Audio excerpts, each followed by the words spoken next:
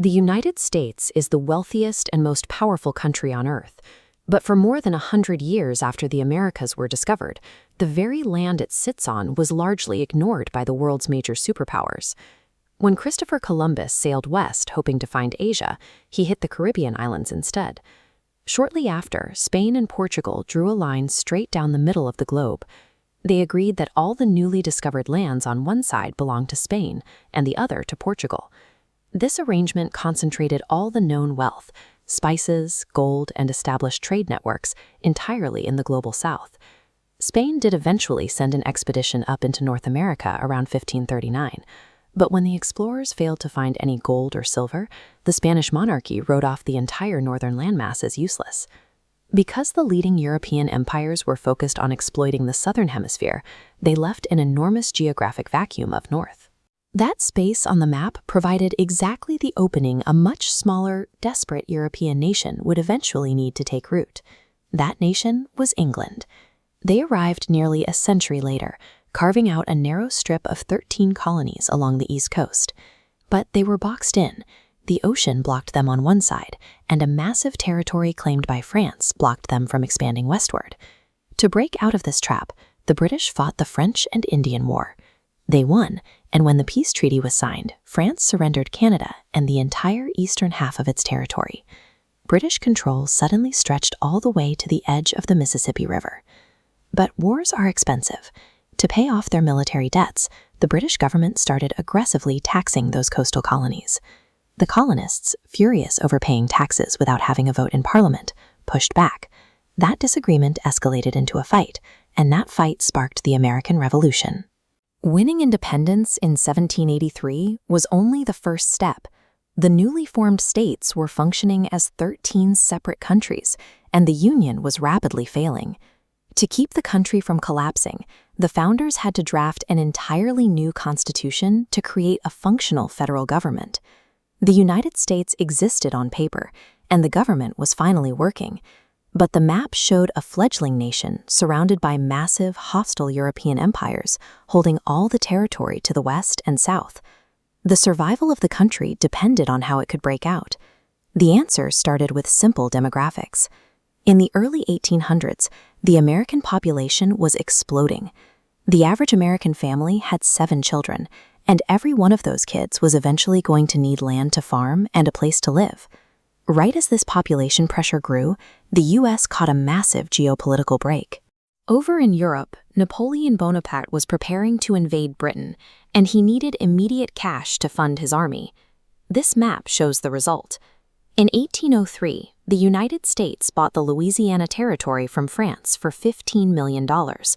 For pennies an acre, America doubled its size, securing the Mississippi River and vast western plains. Of course, this land was only empty on European maps. Hundreds of thousands of Native Americans lived in this territory. As American settlers poured across the new borders to claim farmland, they displaced the people who had lived there for centuries. The Louisiana Purchase represented a different approach to statecraft. Rather than spending decades bleeding troops in trench warfare to capture a few miles of land, America realized it could build a continental empire by writing a check. That strategy accelerated. In 1819, the U.S. bought Florida from Spain. 2 decades later, American settlers who had been invited into northern Mexico outnumbered the locals, broke away to form the Republic of Texas, and soon joined the United States. Disputes over exactly where the Texas border ended sparked a war with Mexico. When the fighting stopped, the U.S. paid Mexico $15 million and took the northern half of their territory, the region that would become the American Southwest. Around the same time, a diplomatic treaty with Britain split the Oregon Territory.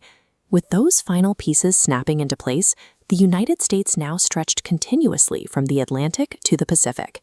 But acquiring all this land so quickly exposed a fatal internal fracture.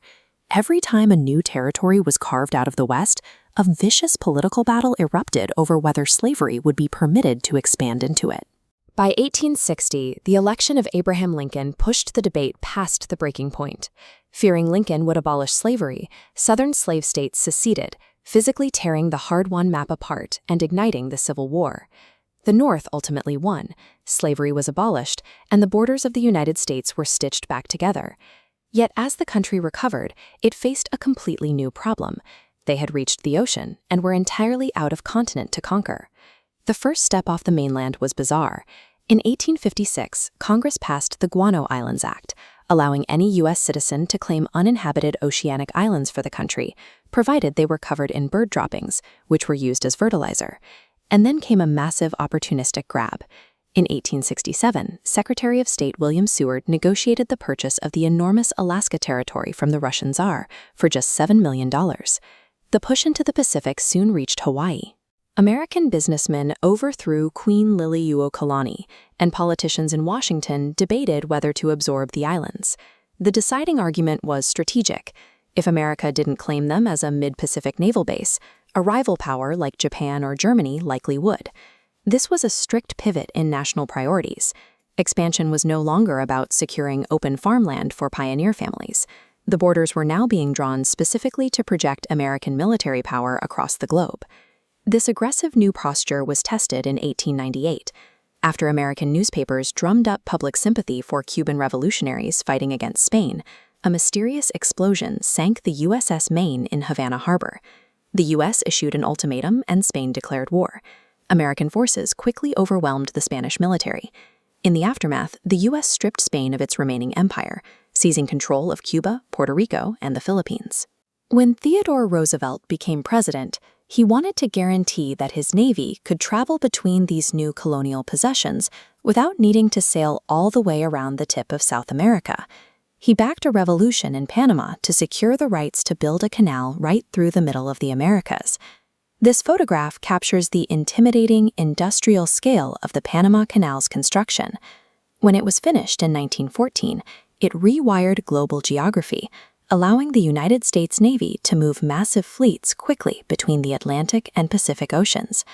Through 4 centuries of real estate transactions, treaties, and border expansions, the once ignored colonial strip had successfully engineered itself into the ultimate global empire.